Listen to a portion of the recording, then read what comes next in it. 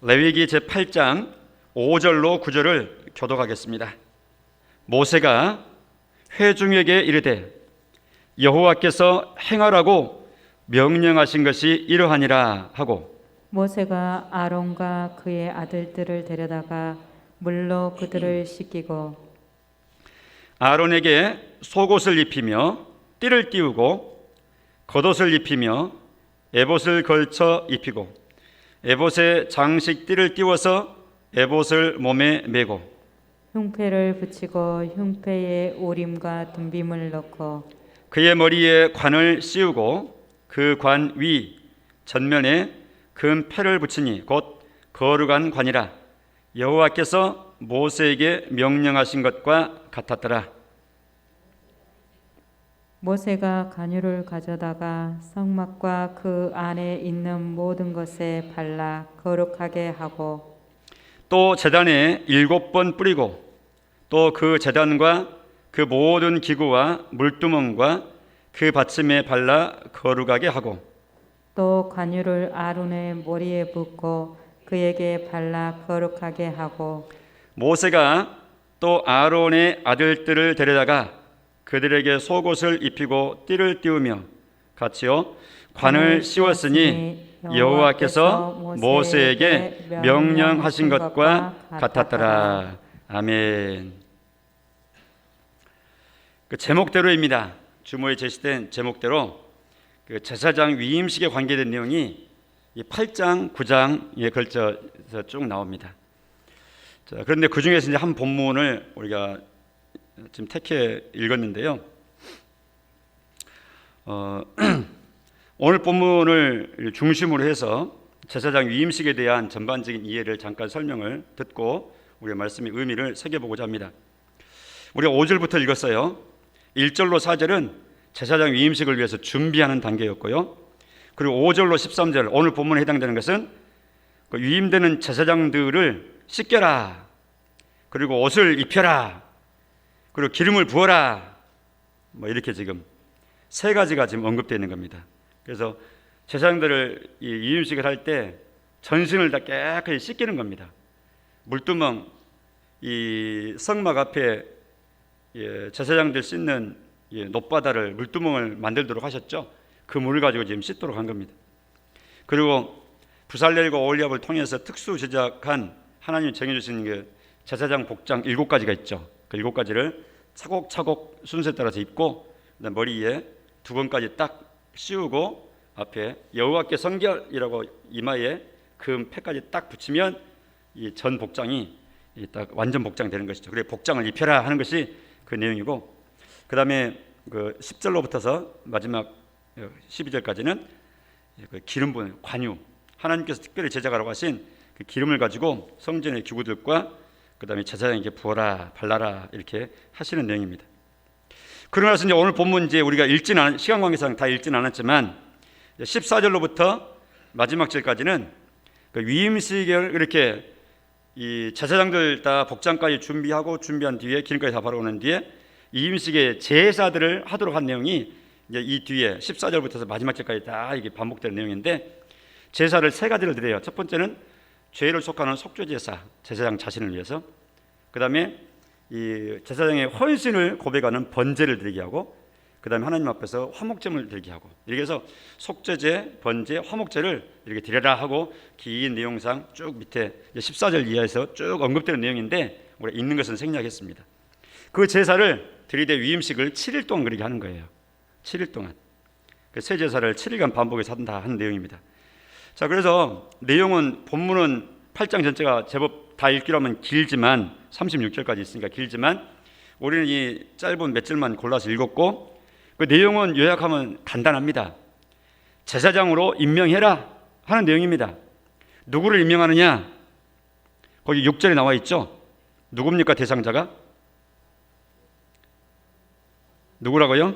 6절에 나왔잖아요. 6절에 아론과 그의 아들들을 데려다가 그랬어요. 그러니까 모세가 지금 데려온 거예요. 그러니까 모세로 보면 인간적으로 보면 아론은 자기 형님이고 3살 많은 형님이고 그 아들들이니까 자기 조카들이잖아요. 내 아들인데 그러니까 그래 하는 거예요. 그러니까 모세가 자유로 한 게 아니에요. 하나님이 딱 지목해서 시키신 것을 모세는 수종 들어서 하는 것뿐이에요. 출애굽기 하나님이 세우신 제사장들은 아론과 그 아들들이었는데 하나님께서 아론과 그 아들들을 제사장으로 세우도록 지명하셨어요. 출애굽기 30장 30절에 보면 물론 이제 애기뿐만 아니라 다른 곳에서 여러 군데 나오는데 이렇게 언급하십니다. 너는 하나님이 모세에게 지시하시는 내용이에요. 너는 아론과 그의 아들들에게 기름을 발라 그들을 거룩하게 하고 구별하라는 말입니다. 그들이 내게 제사장 직분을 행하게 하라 하고 하나님이 아예 딱 아론과 그 아들들 딱 지정하셔가지고 하나님 임명하신 거예요. 나중에 말이죠, 전 민족의 정치적인 지도자, 전반적인 총 지도자 역할을 모세가 하고, 그 다음에 신앙적인, 종교적인, 정신적인 이 하나님을 섬기는 지도자격의 제사장과 그 제사장, 대제사장과 제사장 무리들은 또 모세의 형님과 그 아들들이 하고, 그러니까 나중에 이걸 보고 시기하고 트집을 잡았던 무리들은 아니 형님, 동생, 조카들이 다 자기 집 식구들끼리 다 그렇게 우리 이스라엘 백성들의 중요직을 다 차지하고 그렇게 한다고 하면서 막 또 이런 식으로 눈에 보이는 대로 해석을 하고 마음을 먹고 막 불평을 토하고 뭐 이러다가 하나님께 또 된통이 되게 심판을 받고 뭐 이런 부분도 나오죠. 그러나 이것은 이 모세가 자기 형님의 또 조카를 이렇게 뭐 특혜를 주거나 세우거나 그런 거 아니에요. 하나님이 아예 딱 지목해서 시키신 거예요. 마치 하나님께서 모세를 지목해가지고 그를 설득하고 또 명령을 하시게 해가지고 이게 하나님 입장에서 세우시고 파송해서 지도자 역할을 하도록 하신 것처럼 제사장 역할도 아예 하나님께 딱 지목해서 그렇게 세우신 거라 그 말이죠. 자 이렇게 하는데 제사장 절차를 하는데 다시 그 6절 이하를 한번 살펴봐야 되겠어요. 데려다가 이 아들들을 데려다가 첫 번째 물로 그들을 씻기고 그랬어요. 정결 예식입니다. 정결 예식, 깨끗이 씻는 걸 말하는 것이죠. 그 다음에 7절로 9절까지는 입히는 모습이에요. 아론에게 속옷을 입히고 띠를 띠고 겉옷을 입히고 속옷, 겉옷, 그 다음에 에봇 입히고, 그 다음에 8절을 보면 에봇 위에다 흉패 붙이고 그 속에 우림둔빔 넣고, 9절 보니까 머리에 관을 씌우고, 관은 두건을 얘기하는 겁니다. 머리를 가리는, 수건처럼 머리를 딱 가리게 하는 두건을 씌우고 관을 씌우고, 그 다음에 관 위에 이마 부분에다가는 금패를 붙여서 딱 이렇게 해서 총 7가지 이 제사장 복장을 갖추도록 이렇게 한 것이죠. 그러니까 두 번째로는 제사장 이임식 절차를 진행할 때 첫 번째는 씻기는 작업, 두 번째는 제사장 복장을 다 절차에 맞춰서 딱 입히는 작업. 그리고 10절로 12절은 우리 살펴봤듯이 하나님이 제작하라고 하신 그 기름, 관유라 그러는데 그것으로 찍어 바르도록 하는, 이렇게 해서 남은 이제 위임식 제사를 7일 동안 하도록 하는 이런 절차로 진행했다 하는 것입니다. 그러니까 제사장은 아무나 하는 거 아니죠. 씻김 받아야 할 수 있는 것이고요. 물론 처음부터 하나님의 택함을 받아야 제사장 되는 것이고요. 지금 아론과 그 아들들을 제사장으로 이임 받도록 하신 그 절차를 통해서 볼 때 첫째로는 하나님의 지목이 있었다는 것이죠.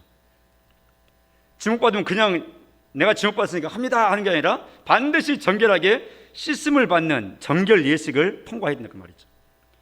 그리고 제사장에 합당한 복장을 갖춰 입어야 된다 그 말이죠. 그리고 기름 부음을 받아서 구별시킴을 만천하에 다 드러내야 된다 그 말이죠. 이런 절차를 통해서 제사장 역할을 하도록 위임받도록 일을 하신 거예요. 이들이 이처럼 이 위임받는데 이런 상당히 복잡한 듯한 절차를 다 이렇게 하게 하셨는데 이것은 다 의미가 있는 겁니다. 구약의 이 제사장들이 하는 것들은 다 예표적인 그런 모습이 물씬 다 담겨 있다고 우리가 항상 말씀을 드렸었죠. 뒤에 가서 이제 다시 이 부분 와서 다시 한번 언급하기로 하고요. 자, 이처럼 첫 번째로 하나님이 제사장들을, 구약의 제사장들 아론과 그 아들들을 세우셨다. 이때로부터 시작해서 제사장은 누가 하느냐? 아론이 맨 제1대 원조 제사장이고, 그 다음에 네 아들이 제사장이고, 그 다음에 이제 첫째, 둘째 아들은 이제 바로 이제 이 하나님의 제사를 술 취한 정신으로 마늘이 막 함부로 집내다가 바로 직사해서 죽임을 받아버리잖아요. 나머지 셋째, 넷째 아들만 살아남는데 그 셋째, 넷째 아들로 통해서 또 그 다음에 아론의 손자들이 태어나고 그 손자들이 또 증손자가 태어나고, 아무튼 아론부터 시작해서 그 아론의 후예로 그 라인으로 핏줄로 이어지는 후대가 세습적으로 아예 고정적으로 제사장 족속 이렇게 말합니다. 그 외에는 아론 족속 아니면 구약 시대에 제사장 족속 할 수가 없어요.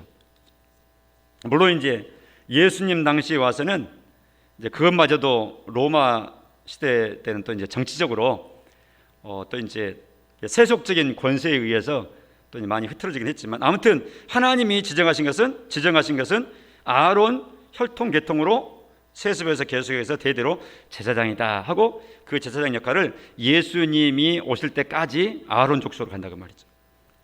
자, 이처럼 아론 족속을 세우셨다, 하나님의 임명이다 하는 것이고, 이 아론 족속이 아론 후예들이 세움 받는 것은 물론 제사장의 참 실체가 되시는 예수님을 예표하는 제사장들로 구약시대에 행동하도록 세움을 받은 겁니다. 그리고 두 번째로는 그런 차원에서 볼 때 하나님께서 예수님을 진정한 제사장의 실체로 예수님께서 세우신 거예요. 그런 내용은 히브리서에서 아주 자세하게 언급하고 있습니다. 특히 히브리서에서는 구약의 아론과 아론의 후손들로 되어져 있는 그 제사장들과 진짜 제사장이 되시는 예수님과 서로 비교를 계속해 가면서 얼마나 예수님이라고 하는 제사장이 구약의 제사장들에 비해서 완전한, 완벽한, 그리고 우월한 하나님이 준비하신 확실한 제사장인지에 대해서 비교하면서, 구약의 제사장들과 비교하면서 예수님을 제사장으로서 돋보이게 하신 것이 바로 히브리서거든요. 그 중에서도 히브리서 3장 11절을 보면 이렇게 진술합니다. 형제들아, 우리가 믿는 도리의 사도이시며 대제사장이신, 그 다음에 같이 시작, 예수를 깊이 생각하라. 자, 예수님을 소개할 때 우리가 믿는 도리의 사도가 되시는 분이다. 그리고 대제사장이 되신다. 그분 예수시다. 그분을 깊이 생각해야 된다 하고, 오늘 본문의 주제에 맞도록 예수님을 대제사장이라고 이렇게 말씀하고 있어요. 히브리서 4장 14절에도 그렇습니다. 예수님에 대해서 언급을 하실 때 우리에게 큰 대제사장이 계시니 승천하시니 곧 하나님의 아들 누구시라? 예수시라. 그러니까 예수님을 우리에게 하나님께서 우리를 위해서 세우신 큰 대제사장이라고 예수님을 그렇게 명하고 계시는 거예요. 히브리서 5장 6절도 같이 읽어보겠습니다. 시작. 네가 영원히, 같이 시작. 히브리서 5장 6절. 또한 이와 같이 다른 데서 말씀하실 때 그 다음부터 시작. 네가 영원히 멜기세덱의 반차를 따르는 제사장이라 하셨으니, 그러니까 예수님에 대해서 언급하신 겁니다. 네가 할 때 너는 누구냐? 지금 하나님이 하시는 말씀인데 예수님을 두고 하나님이 일컬었던 말씀을 지금 인용한 거예요. 네가 영원히 멜기세덱의 반차란 말은 계열이란 말입니다. 그 라인이란 말입니다. 라인. 멜기세덱 라인. 멜기세덱의 줄을 따라서, 그 줄 따라서 네가 이 제사장이다. 제사장 역할을 하는 것이다. 이렇게 말하는 것입니다. 멜기세덱은 창세기에 아브라함 시대에 나오는 하나님의 제사장이었죠. 그래서 포로로 잡혀가는 조카 롯을 가서 적군을 격파하고 다시 다 찾아왔을 때, 승리하고 돌아올 때 이 하나님의 제사장인 멜기세덱이라고 하는 사람이 딱 등장하고 나와서 이기고 돌아오는 아브라함을 맞아서 하나님의 이름으로 복을 빌고 환영해주고 이렇게 하고, 아브라함은 전승물 중에서 11조를 골라가지고 그 멜기세덱한테 바치고 이렇게 했거든요. 그때 등장한, 아브라함을 와서 축복했던 이 멜기세덱이라고 하는 이분이 바로 예수님의 모형이죠. 근데 히브리서에서 인용하기를 바로 그 영원히 그 멜기세덱의 반차, 멜기세덱의 줄, 그 라인을 따라서 예수가 하나님이 세우신 제사장이다, 이렇게 말씀하고 있는 것입니다. 그 멜기세덱은 하나님의 제사장으로서 그 직분이 절대 갈리지 않는 사람으로 소개되고 있거든요. 예수님이 그렇다 그 말입니다. 이처럼 오늘 제사장, 이 초대 제사장 위임식 우리가 살펴보면서 구약의 제사장을, 사람 제사장을 하나님께서 세우실 뿐만 아니라 그 사람 제사장은 실제로는 예수님이라고 하는 진짜 제사장을 위한 예표로 세우신 것이고, 진짜는 하나님께서 예수님을 제사장으로 세우신 거였다 하는 것입니다. 그런가 하면 한 가지 더 나가야 됩니다. 이제는 우리죠.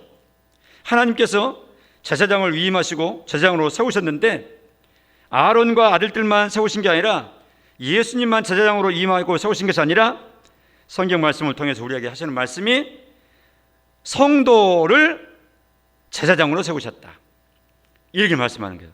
성도, 다른 말로 하면 교회, 다른 말로 하면 예수 믿는 예수 믿는 우리를 또한 제사장으로 삼으셨다. 이걸 확실히 해야 돼요. 여러 차례 우리가 지금 이 말씀 우리가 지금 들었습니다. 듣고 잊어버리면 안 돼요. 그래서 지금 사실은 이 나 5대 선이나 그랬는데 나 10대 선언도 막 해야 될 참이야 지금. 왜냐하면 성경 말씀을 통해서 우리가 누구인지에 대해서 아주 명제화해가지고 하시는 말씀이 알알이 많거든요. 그러나 최소한 이거라도 하자고 지금 붙여놓은 건데, 이 속에는 우리가 넣지는 않았지만 하나님이 나를 이 시대에 제사장으로 세우셨다, 이 확신이 우리한테 분명히 있어야 하나님이 우리에 대해서 세우시고 새로운 신분을 제사장으로 세우시고 또 제사장으로서의 역할을 행하도록 우리한테 사명을 주시고 임무를 주시고 또 기대하고 계시고 깨우쳐 주시고 이렇게 하는데, 우리가 거기에 못 미치고 하나님의 뜻을 행하지 못하면 안 되잖아요. 먼저 중요한 것은, 그래서 예수님이 하나님이 세우신 영원한 제사장이시지만 예수님 아래 우리도 이 세상에서 작은 예수로서의 제사장적 역할을 감당하도록 우리를 예수님이 하셨던 그 역할을 우리 시대에 나를 통해서 하시겠다고 나를 제사장으로 또한 세우셨다 하는 것을 꼭 기억해야 돼요. 해봅시다. 나도 제사장이구나. 자, 옆에 분 보시고, 집이도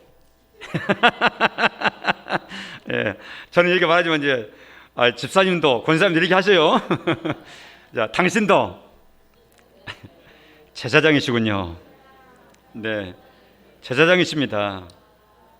그러니까 이 땅에서는 목사님, 또 장로님, 집사님, 권사님 뭐 이렇게 하지만, 이건 우리끼리 필요한 이 지교회 내에서, 이 지역 교회 내에서 우리의 필요에 따른 직책, 직분을 하나님 앞에서 세움받고 나가는 것이지만, 이거 떠나서 하나님 입장에서 볼 때는 이런 한시적인 직분 말고 아주 성도가 딱 되게 되면 제사장, 자동 제사장, 딱 구원받았다 그러면 제사장, 이 만들어 놓으신 거예요, 하나님께서.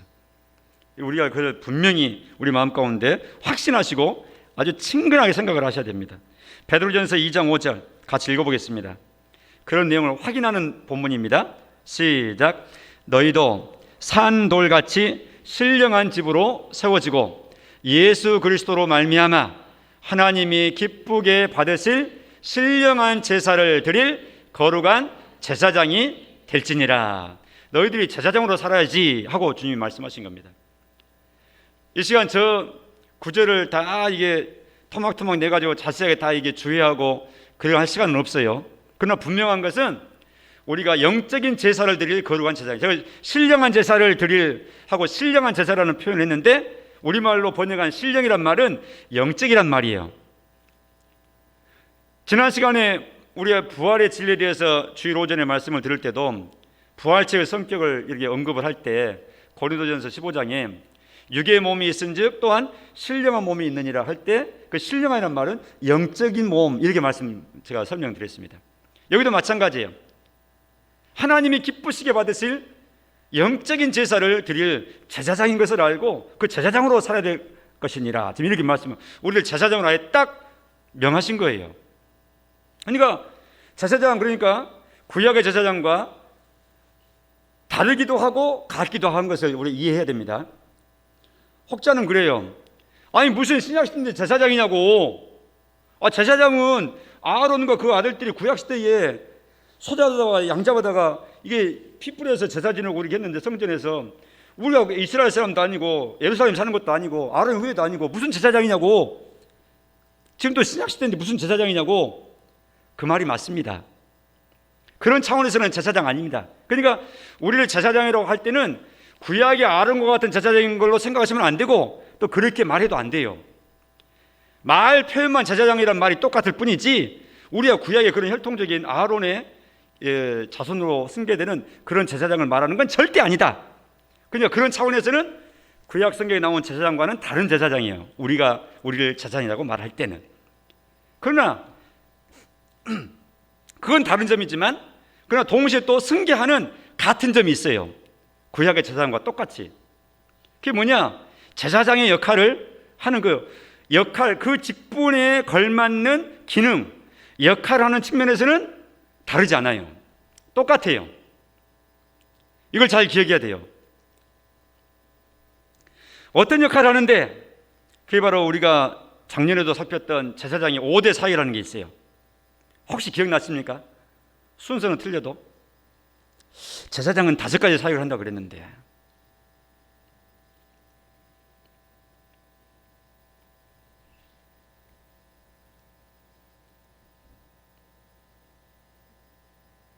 답이 안 나오십니까? 제가 너무 빨리 답을 말해버리면 대답할 기회가 없으니까 좀 기다리라 그러더라고요. 그래서 기다려보는 겁니다.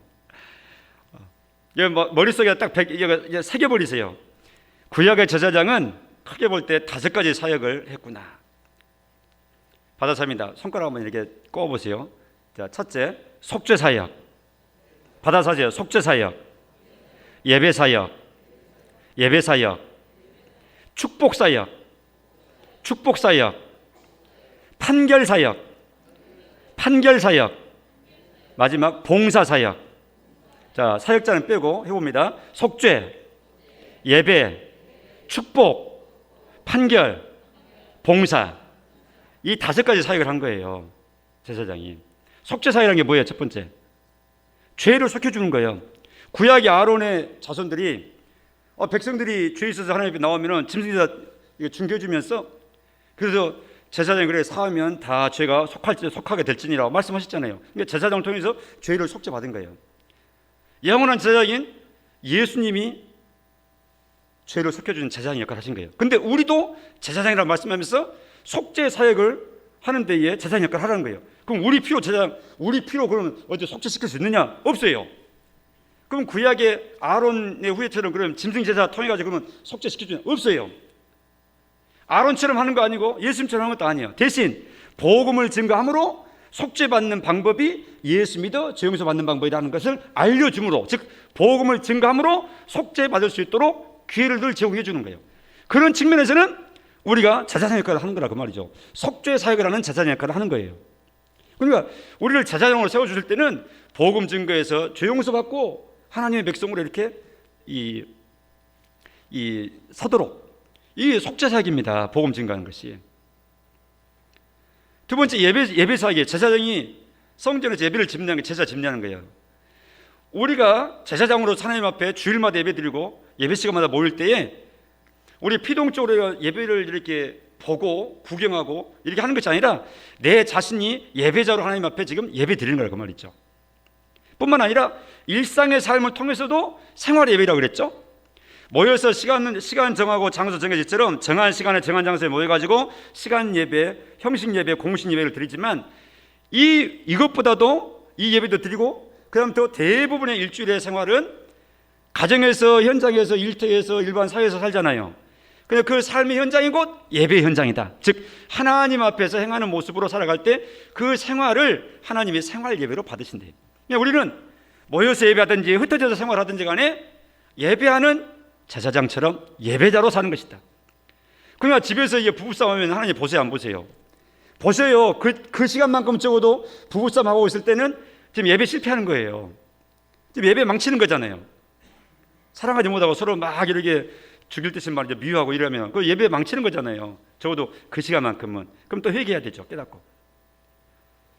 다른 사람에게 속이 부르는 거 예배 망치는 거잖아요. 그러니까 성실하게, 진실하게, 하나님 백성답게 이렇게 살아가는 것이 생활 예배하는 거예요. 그러다 보니까 세상에서는 자연스럽게 정직하구나, 착하구나, 참 좋은 사람이구나 이런 말을 들을 수밖에 없는 것은 사람들에게 먼저 착하게 살려고 해서 그런 것이 아니라 하나님 앞에 항상 예배자의 자세를 가지고 의식하고 예배자의 자세로 살아가다 보니까 함부로 살 수 없기 때문에 하나님께 예배 드리는 건데, 그것이 자연스럽게 사람들에게는 착하고 좋은 사람으로 보여질 수밖에 없는 거예요.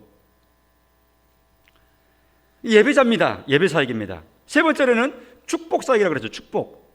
하나님이 제사장들을 이렇게 초대 제사장 아론부터 세울 때 민수기 6장에 보면 딱 말씀해 놓으셨죠. 모세야, 네 형과 조카들을 제사장으로 세우는데 제사장들에게 축복 기도문을 가르쳐줘라. 내가 정해준 이 기도문을 딱 가르쳐줘서 모일 때마다 백성들을 위해서 나에게 이 축복 기도문대로 기도하도록, 백성들을 축복하는 기도를 하도록 해라.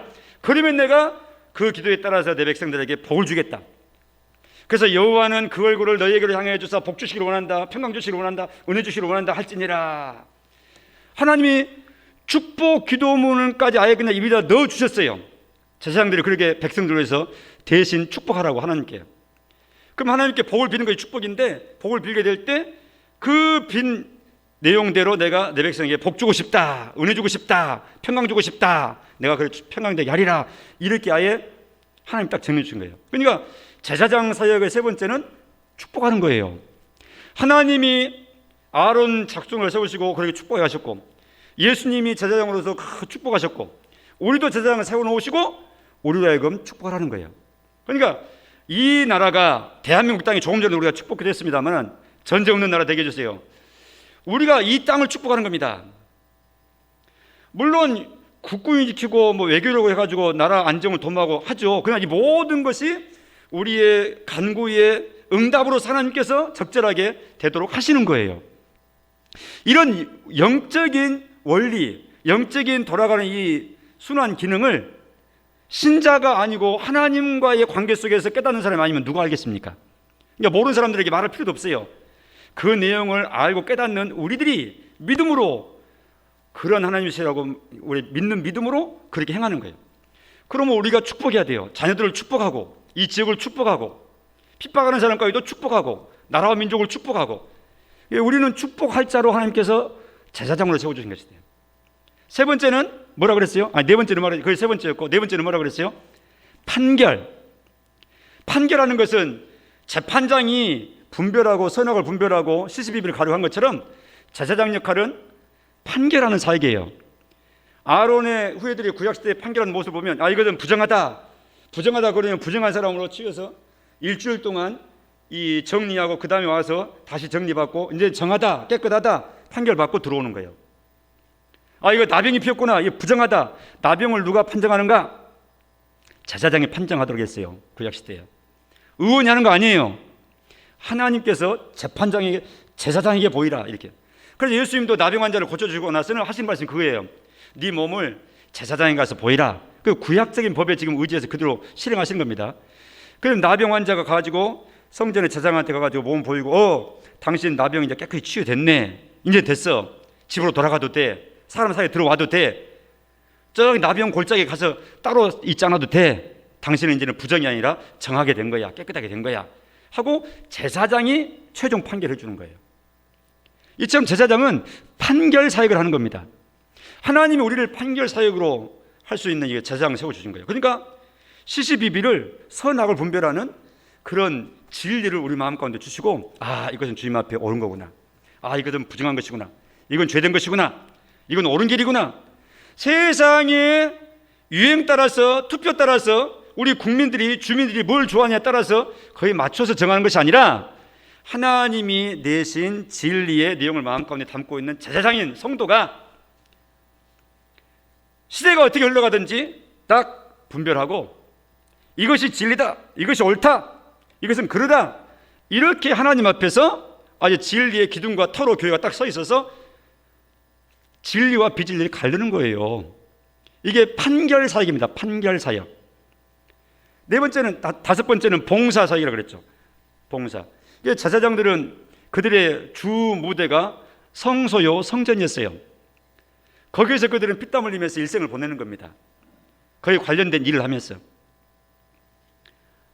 우리는 주님의 일하면서 지내는 거예요. 우리가 이 세상에서 출근하기도 하고 농사하기도 하고 다 하지만 그게 주님의 일인 것을 잊어버리면 안 돼요. 안 믿는 사람에게는 세상 일에 불과하지만, 믿는 사람에게는, 안 믿는 사람에게는 세상 일이고 보통 일이지만, 믿는 사람이 그 일을 하게 될 때는, 믿는 사람으로 살게 될 때는 이제는 더 이상 세상 일이 아니고 그게 주님의 일이에요.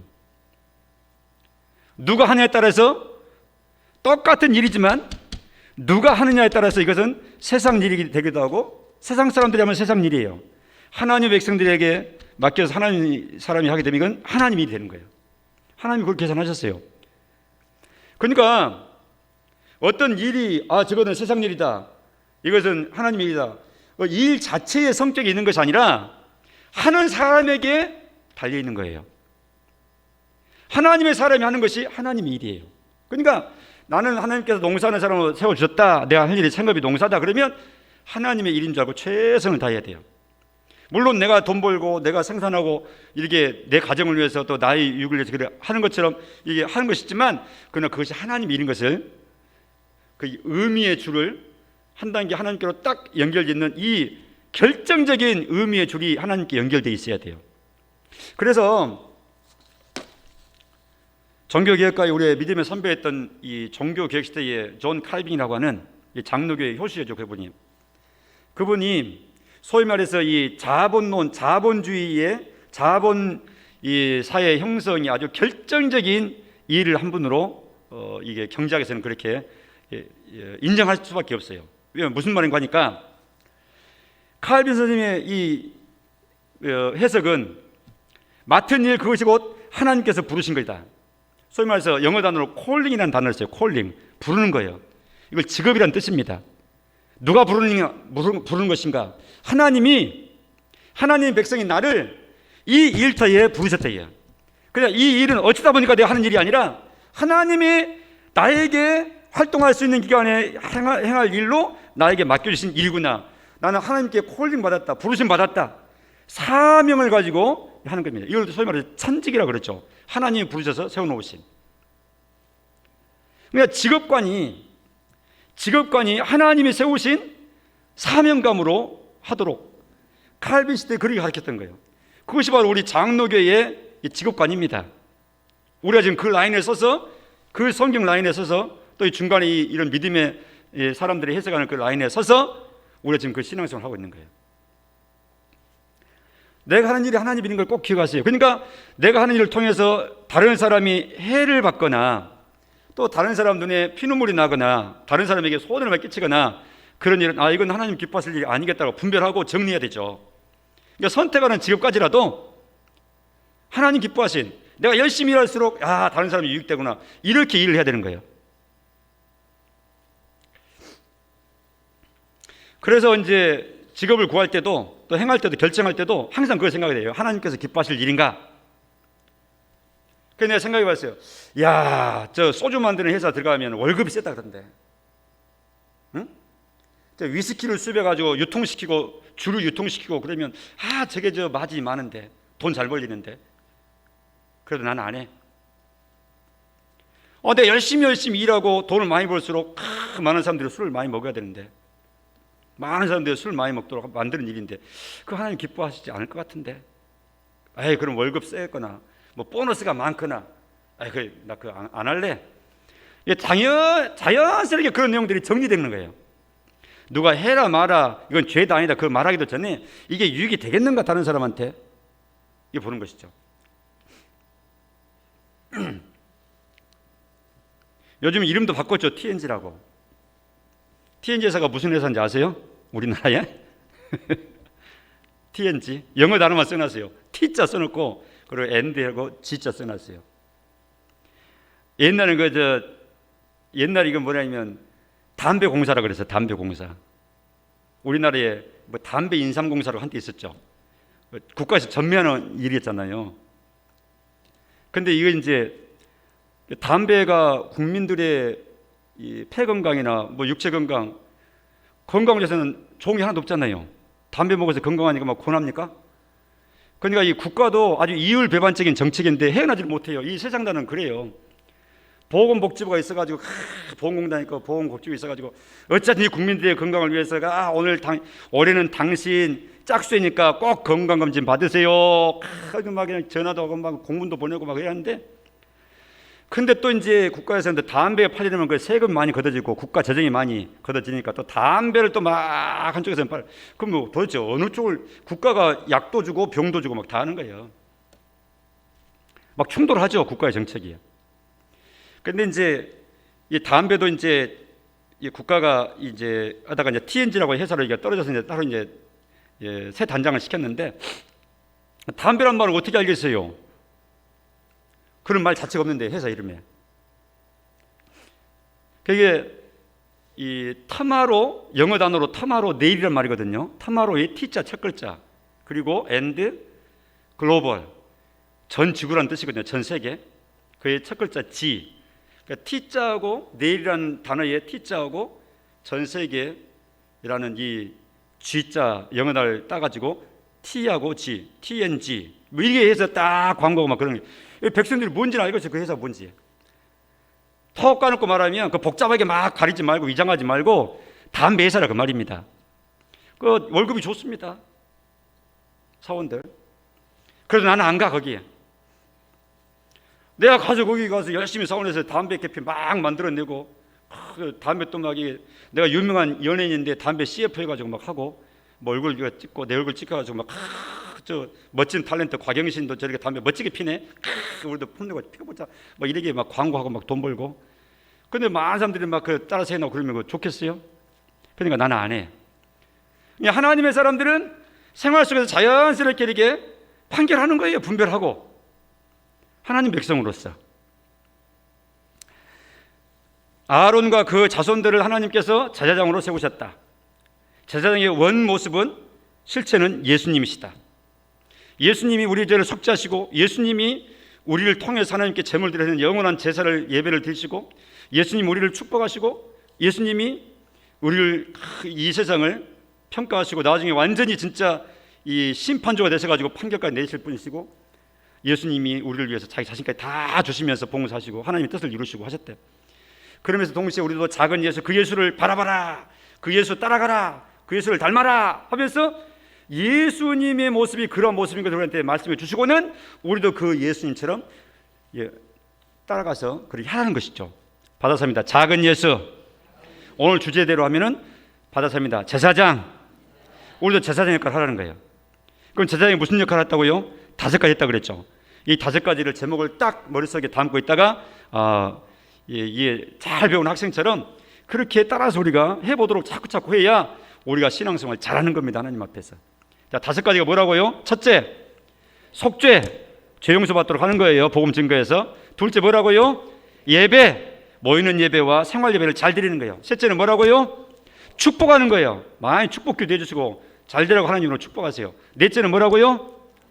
판결하는 거예요. 시시비비, 옳고 그름을 구별하는 거예요. 5번째는요? 봉사예요. 우리가 하는 모든 일은 주님을 위한 봉사요, 이웃을 위한 봉사입니다. 그래서 오늘 제사장 위를 받은 이 본문의 구약시대의 아론의 가족들을 보면서 예수님 제사장인 것을 분명히 다시 확인했고, 그 다음에 우리도 하나님께서 제사장으로 세우셨구나. 베드로전서 2장 5절에 2장 9절에 유명한 구절이죠. 또 같이 읽어보겠습니다. 시작. 그러나 너희는 택하신 족속이요 왕같은 제사장들이요. 그만, 거기까지만. 여기 보니까 오늘 주제에 맞는 것, 왕같은 제사장들이요. 너희는 제사장들이요. 근데 왕같은 제사장들이요. 왕이란 말은 누구 간섭받지 않는다는 뜻이에요. 왕이 자기가 마음에 결정한 대로 국사를 진행하고 결제하고 금지하고 명령하고, 이게 왕이거든요. 그러니까 왕적 권세를 갖는다고 말은 이처럼 통치자로서 자기가 자단하고 스스로 결단하고 행한 걸 왕같은, 이렇게 말하는 겁니다. 그러니까 제사장은 제사장인데 누구한테 무슨 압제받거나 누구 눈치 보거나 그런 게 아니라 왕같은 제사장으로서 하나님 앞에서 당당한 제사장으로 행하는 거예요. 하나님이 우리를 그렇게 세워주셨다는 겁니다. 받아삽니다. 나는 왕같은 제사장. 확신하시기 바랍니다. 한 부분만 더 확인해 보죠. 요한계시록입니다. 1장 5, 6절에 시작. 우리를 사랑하사 그의 피로 우리 죄에서 우리를 해방하시고. 자, 넘기기 전에 여기 누가 저렇게 하신 거예요? 우리를 사랑하셨대요. 그의 피로 우리 죄에서 우리를 해방하셨다. 이거 누가 하신 거죠? 하나님께서 예수님의 피로 우리를 해방시키신 거예요. 자, 그 다음에 6절 시작. 그의 아버지 하나님을 위하여 우리를 나라와 무엇으로? 제사장으로 삼으신 그에게. 여기 나왔습니다. 우리를 사랑하셔가지고 예수 피로 구원받게 하시고는 우리를 하나님 아버지를 위해서 나라로 삼으시고, 하나님의 나라 삼으시고 또 하나님의 제사장으로 삼으셨다 그랬죠. 이렇게 명명백백해요. 확실하게 말씀해. 신약에서도 우리를 제사장, 성도를 제사장 삼았다고. 그래서 제사장의 5가지 그 역할에 대해서 잘 기억을 하시고 우리가 그렇게 해야 됩니다.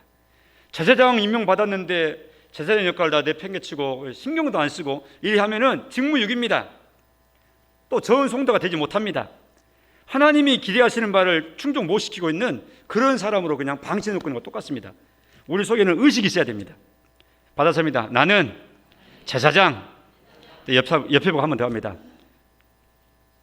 당신도 제사장. 시작.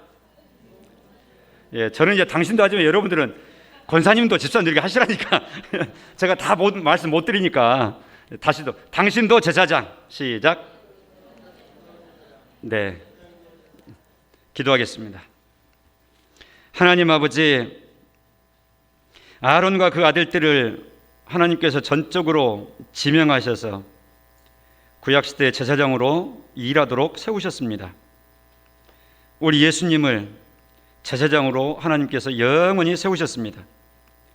또한 예수님을 통하여 우리를 하나님 앞에서 제사장으로 세우셨다고 우리를 가르치시고 우리에게 깨닫게 하셨습니다.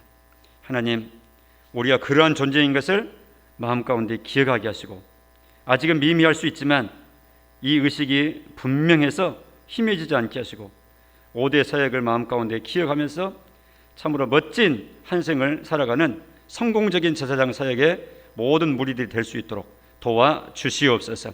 예수님 이름으로 기도합니다. 아멘.